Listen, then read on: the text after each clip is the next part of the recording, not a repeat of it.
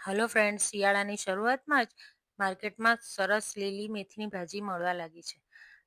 તેમાંથી આજે આપણે મેથીના ઢેબરા બનાવીશું.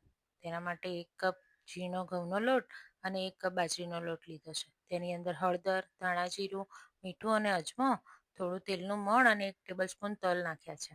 હવે આમાં હું લાલ મરચું નથી નાખતી, એટલે 1 ટેબલસ્પૂન વાટેલા આદુ મરચાં લેવાના છે.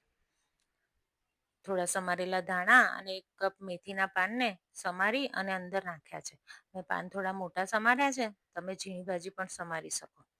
લોટનું મિક્સરમાં પણ તમે જુવારનો કે બીજો કોઈ લોટ પણ મિક્સ કરી શકો. સારી રીતે લોટમાં બધું ભેળવી અને 1 કપ ખાટા દહીંમાં ગોળને ઓગાળી અને મિશ્રણ તૈયાર કર્યું છે. તેનાથી લોટ બાંધ્યો છે. હવે જરૂર લાગે તો થોડું પાણી નાખી અને લોટને સારી રીતે બાંધી લેવાનો છે.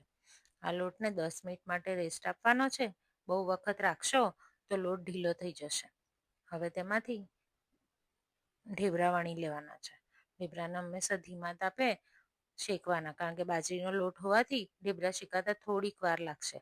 આ ઢેબરાને તમે દહીં, ગોળ, ચા, કોફી, ચટણી સાથે ગમે ત્યારે ખાઈ શકો.